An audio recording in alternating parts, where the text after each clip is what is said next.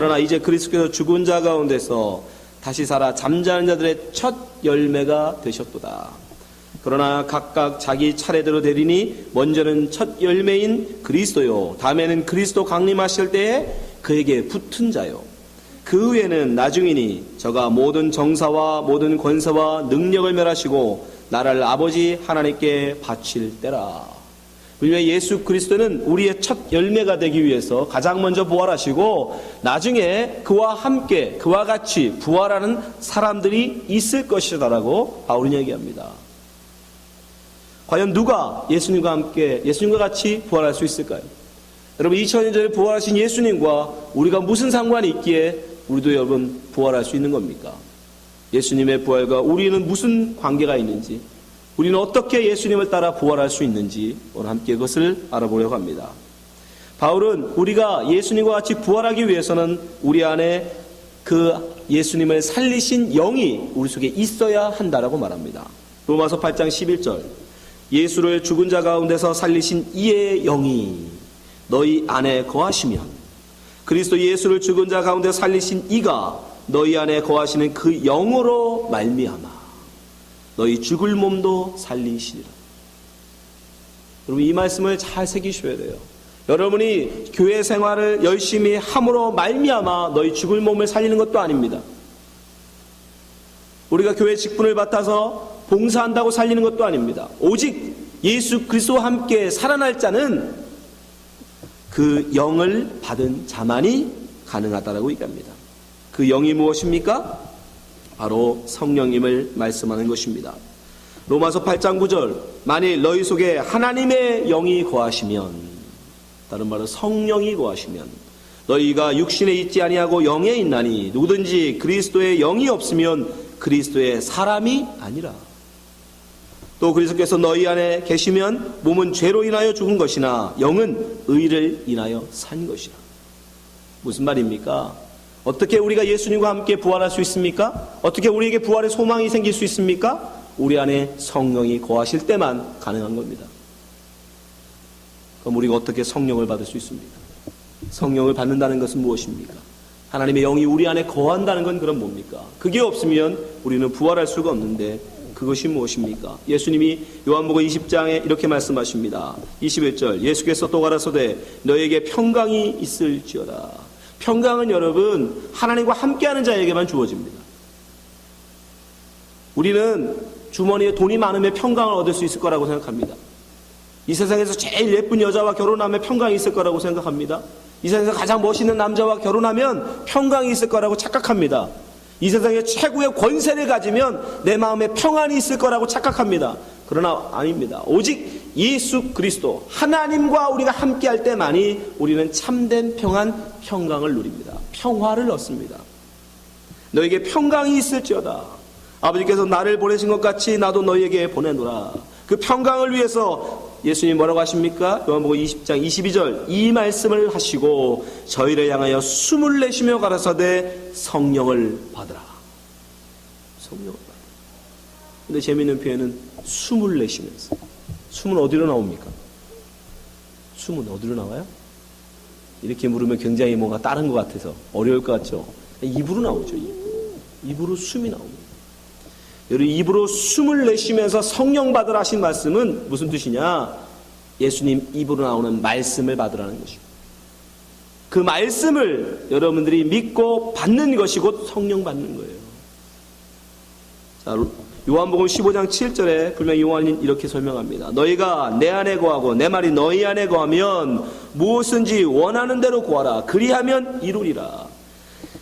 내가 너희 안에, 내 말이 너희 안에 있으면 우리는 예수님과 하나라는 거예요. 예수님과 하나. 그죠? 아까는 평강을 우리가 성령을 받을 때, 예수님의 숨을 받을 때에, 그죠? 성령을 받을 때에 우리가 평강을 누린다고 그랬잖아요. 주님과 함께하는 평강. 근데 여기서는 말을 받으라고, 똑같은 말인데 이번엔 말을 받아라. 내 말이 너희 안에 있으면 너희가 내 안에 있는 것이다 라고 말씀하세요. 그러니까 성령을 받으라는 말은 다른 말로 무슨 말이에요? 내 말을 받으라 이 말이에요. 예수님이 우리에게 하신 말, 그게 뭡니까? 다른 말로 계명, 명령이에요. 요한복음 15장 9절 아버지께서 나를 사랑하신 것 같이 나도 너희를 사랑하였으니 나의 사랑 안에 거하라. 내가 아버지의 계명을 지켜 그의 사랑 안에 거하는 것 같이. 예수님이 어떻게 하나님과 동행하며 평강을 누렸다 합니까? 하나님의 계명을 그 마음에 갖고 사셨기 때문이래요. 똑같은 원리로 우리가 어떻게 예수님과 함께 할 수 있습니까? 성령으로 우리와 함께 하십니까? 너희도 내 계명을 지키면 내 사랑 안에 거하리라. 그 계명이 무엇입니까? 계속 이어서 말씀하십니다. 요한복음 15장 12절 내 계명은 곧 내가 너희를 사랑한 것 같이 너희도 서로 사랑하라는 이것이니라. 사람이 친구를 위하여 자기 목숨을 버리면 이에서 더 큰 사랑이 없나니 너희가 나의 명하는 대로 행하면 곧 나의 친구라. 이제 분명해졌죠? 우리는 성령을 받아야 주님과 같이 부활합니다. 성령이 없는 사람은 아무리 신앙생활을 열심히 했다 할지라도 부활하지 못합니다. 오직 성령을 받은 사람만 예수님과 함께 부활할 수 있습니다. 근데 그 성령을 받는다는 것은 무슨 말이냐? 예수님의 입으로 나온 말씀을 받는 거예요. 예수님의 입으로 나온 말씀을 한마디로 딱 줄이면, 여러분 신약 성경이 굉장히 많지만 예수님이 굉장히 많은 말씀을 하셨지만 그 말씀을 한마디로 한 계명으로 딱 줄이면 뭐예요? 내가 너희를 사랑한 것 같이 서로 사랑하라. 그 한마디예요. 그 말씀을 진리로 믿고 내가 그 말씀을 내 마음에 품고 그 말씀을 따라 순종하는 사람, 그 사람을 일컬어 성령 받은 사람이라고 하는 겁니다. 로마서 8장 14절에 바울은 이렇게 얘기합니다. 무릇 하나님의 영으로 인도함을 받는 그들은 곧 하나님의 아들이라. 그를 일컬어 그 말씀을 담은 사람, 다른 말로 씨를 담은 사람, 하나님의 약속을 담은 사람, 그걸 뭐라고 했어요? 제라, 아들이라고 했잖아요. 그래서 하나님의 말씀을 받은 사람, 다른 말로 하나님의 영을 받은 사람, 담은 사람, 그것을 아들이라고 부르는 거예요. 아들. 그래서 하나님의 아들, 성령을 받은 사람을 하나님의 아들이다라고 해요. 성령을 받았다는 얘기는 성령의 영으로 인도함을 받는다는 얘기는 무슨 말이에요? 예수님이 사랑하라 하신 그 말씀대로 그 말씀을 쫓아 사는 사람.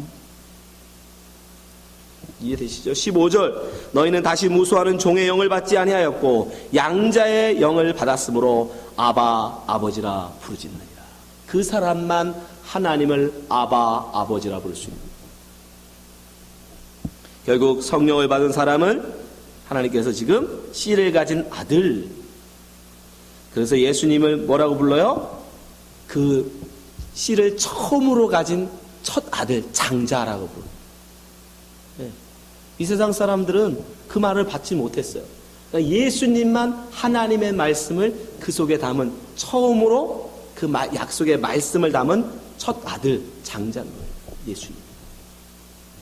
그래서 로마서 8장 29절 하나님이 미리 아신 자들로 또한 그 아들의 형상을 본받게 하기 위하여 미리 정하셨으니 이는 그로 많은 형제 중에서 맏아들이 되게 하려 하십니다.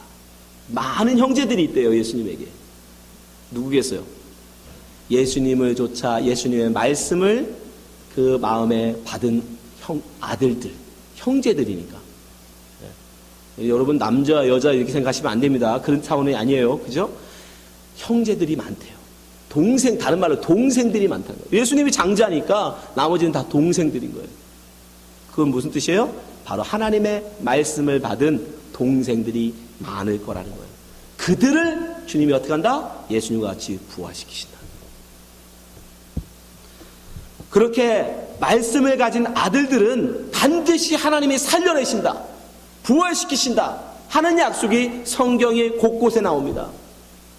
그 약속이 등장하는 바로 사건이 오늘 본문이에요. 오늘 본문에 보면 나인성이라는 성에 기쁨의 성입니다. 나인이라는 건 기쁨이에요. 그들이 기쁨이라는 이름은 졌는데 사실 실상은 뭐예요? 슬픔이 있어요. 슬픔. 이게 세상입니다, 여러분. 세상은 기쁨이라고 말하면서 살고 있는데 실상은 죽음을 경험하는 지옥이에요. 누가복음 7장 11절 12절 보세요. 그 후 예수께서 나인이라는 성으로 가실새 제자와 허다한 무리가 동행하더니 이 기쁨이라는 나인 성에 무슨 일이 있어요? 아들이 죽는, 장사 지내는 그런 슬픔이 있어요. 12절 성문에 가까이 오실 때 사람들이 한 죽은 자를 메고 나오니 이는 그 어미의 독자요 외아들, 말씀의 씨를 가진 유일한 아들이에요. 근데 그 어미는 과부예요. 이 아들을 잃어버리면 다시는 씨를 줄 남편이 없는 과부예요. 그 성에 많은 사람도 그와 함께 나오거늘. 그러면 결국 여인은 뭡니까? 자기 유일하게 하나님의 약속의 아들이 하나 있었는데 그 아들을 잃어버린 거예요. 다시는 하나님의 말씀을 전할 아들이 없어지는 거예요. 왜? 남편이 없으니까. 자기에게 씨를 주어 아들을 낳을 남편도 없으니까. 이걸 일컬어 여러분 소망이 없는 삶, 그걸 지옥이라고 하는 거예요. 지옥은 여러분 다른 게 아니에요. 불구덩이 기름이 팍팍 기름가마가 팍팍 타고 있는데다 사람을 넣었다 뺐다 하는 여러분 그런 게 지옥이 아닙니다. 지옥은 간단합니다. 여러분 사망이라는 것은 성경은 간단해요. 소망이 없는 것, 소망이 없는 것을 지옥이라고 불러요. 소망이 없는 것. 그래서 지금 여인에게는 다시는 아들을 낳을 소망이 없잖아요. 그 지옥이에요. 사망이에요. 죽음이에요. 그게 죽음이에요. 근데 거기에 예수님이 찾아가십니다. 여인이 예수님을 쫓아와서 살려달라고 간구하는 게 아니에요. 여기서 보면 예수님이 찾아가세요. 여인이 부탁한 것도 아닙니다. 원한 것도 아니에요. 13절 14절 보세요. 주께서 과부를 보시고 불쌍히 여기사 울지 말라 하시고 가까이 오사 그 관에 손을 내시며 맨 자들이 서는지라. 예수께서 가라사대 청년아 내게 말하노니 일어나라. 왜 살려줬어요? 여인이 자기 아들을 살려달라고 애원해서 기도를 열심히 해서 30일 금식, 40일 금식 기도해서 살려줬습니까? 아닙니다. 그냥 주님이 그를 불쌍히 여겨서 그 아들, 유일한 소망인 아들을 살리시는 거예요. 그게 구원입니다, 여러분. 여러분들을 하나님이 당신의 아들로 부르시는 건 여러분이 뭔가 해서가 아니에요. 여러분이 뭔가 열심을 내서도 아닙니다. 그냥 주님이 찾아오셔서 무조건적으로 불러내시는 거예요. 당신의 아들로 삼으시는 거예요. 다른 말로 하면 여러분 마음속에 하나님의 말씀의 씨를 심어버리는 거예요. 그냥. 그래서 똑같은 말씀이 떨어져도 누구는 그 말을 믿는 자가 있고 누구는 그 말을 믿지 못하는 자들이 있는 거예요. 귀로 듣고 귀로 흘려버려요. 한쪽 귀로 듣고 한쪽 귀로 흘려버리는 거예요. 그러나 그 말씀을 담는 자들이 있다는 거예요. 주님의 말로. 그래서 로마서 9장 16절에 뭐라고 합니까? 그런즉 원하는 자로 말미암도 아니요 다른 박질하는 자로 말미암도 아니요 오직 궁일이 여기시는 하나님으로 말미암느니라.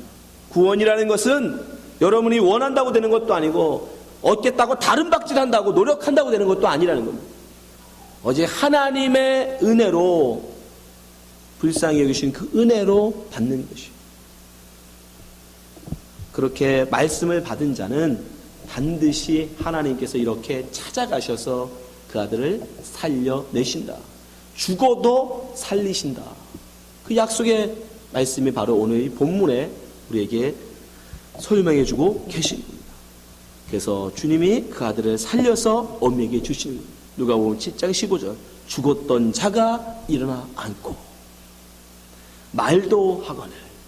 이 말도 한다는 게 중요하죠. 왜? 말을 가진 자가 아들이니까.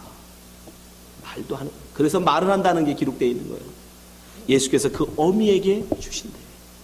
다시 죽은 아들을 다시 돌려받는, 살아나는 그 일. 그것이 누구로 말미암아? 예수 그리스도의 은혜로 말미암아 말씀을 가진 자를 살려내시는. 그러니까 우리도 그 뭐밖에 없다? 우리가 원하고 바라고 이게 문제가 아니라 내 속에 말씀을 가졌느냐, 갖지 못했느냐. 다른 말로 성령이 있느냐, 성령이 없느냐. 하나님의 영이 있느냐 없느냐의 문제인 거예요. 얼마나 열심히 신앙생활을 하느냐 안 하느냐의 문제가 아닙니다. 여러분이 예수 그리스도와 함께 부활하기를 원하신다면 여러분은 여러분 속에 하나님의 말씀을 담으셔야 돼요. 하나님의 말씀을 진리로 여러분 속에 담으셔야 됩니다. 예수님은 우리에게 분명히 약속의 말씀을 하십니다. 요한복음 11장 25절 예수께서 가라사대 나는 부활이요 생명이니 나를 믿는 자는 죽어도 살겠고. 니들은 소망이 없다고 하는 아무런 나는 이제 끝났다, 나는 이제 죽었다 라고 하는 그때 너 말씀이 있다면 넌 산다는 얘기예요. 26절 무릇 살아서 나를 믿는 자는, 이게 무슨 소리예요? 말씀을 가진 자는, 말씀을 가진 자, 아까 얘기했잖아요. 그 말씀을 가진 자, 믿음이 있는 자, 그게 살아있는 거라고 했죠. 믿음이 없는 게, 말씀이 없는 게 죽은 거니까. 살아있는 자는, 나를 믿는 자는 영원히 죽지 않아요. 왜? 그 말씀을 뺏어갈 자가 없으니까. 뭐서 나오죠? 그 말씀을 받은 자, 믿는 있는 자는 사망이나 권세나 그 어떤 것도 이 말씀을 뺏어갈 자가 없어요. 그래서 이 약속의 말씀을 하고 계신 겁니다. 여러분, 이 약속의 말씀, 예수님이 부활하시기 전에 하신 말씀이에요. 근데 이 약속의 말씀을 정말 믿음으로 받은 자는 죽어도 사는 거예요. 그러나 살아서 믿는 자는 영원히 죽지 않고 주님과 함께 하는 것이고. 그러니까 여러분, 부활이라는 게 그냥 우리 장사 지내서 저 무덤 속에 있다가 걸어 나오는 거, 그걸 우리가, 여러분, 그런 부활 기대하지 마세요. 예수님 부활하실 때에 정말 무덤에서 나온 사람이 있어요. 나사로. 무덤에서 나왔죠? 부러우세요? 저는 그런 부활 하나도 안 부럽습니다. 왜요? 나사로가 그러면 진짜 부활했으면 지금도 살아있어야죠. 나사로 또 죽었어요. 그런 부활을 우리를 기대하는 게 아닙니다. 하나님이 그런 부활을 우리에게 약속하시는 게 아니에요. 어떤 부활이에요? 주님과 아무 상관없이 살던 우리가, 죽었던 같은 우리가 예수님의 말씀으로 말미암아 그 은혜의 단비가 우리 속에 떨어져서, 예? 에스겔 표현으로 하면 마른 뼈같이 죽었던 우리가 그 말씀을 들어서 그 뼈가 다시 살아나 움직이는, 그래서 영원히 이제 하나님과 함께하는, 다시 하나님과는 뗄래야 뗄 수 없는 참 생명의 사람, 그걸 부활이라고 그러는 거예요. 우리가 품어야 되는 부활은 그 부활이에요, 여러분. 무덤에 들어갔다가도 또 나오고 하는 그런 부활이 아니에요. 그 또 죽습니다, 여러분. 그런 부활이 무슨 의미가 있어요? 네, 여러분, 그런 부활은 누구만 갖는다? 하나님의 말씀을 진리로 가슴에 담은, 다른 말로 성령을 받은 당신의 아들만 할 수 있다. 여러분들이 하나님의 말씀을, 진리의 말씀, 예수님의 계명, 그 말씀을 여러분의 가슴에 맡고, 세상이 이소리 저소리 하지만 여러분, 세상은 여러서 말로 우리를 속입니다.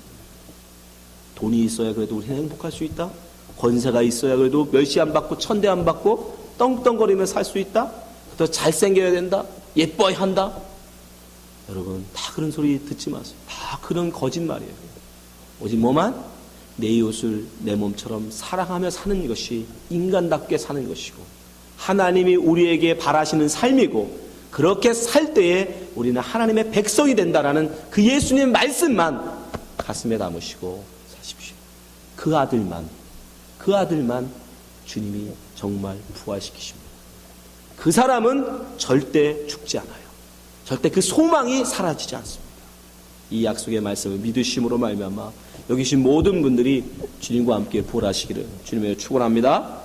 기도하겠습니다. 하나님 아버지, 우리로 하여금 부활의 소망을 담게 하심에 감사합니다.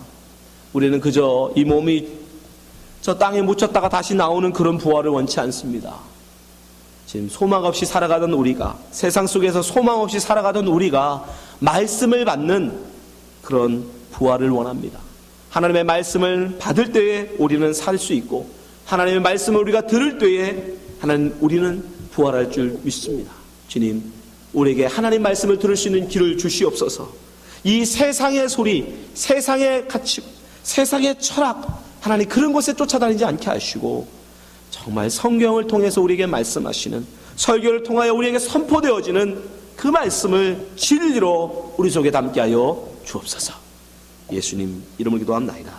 아멘.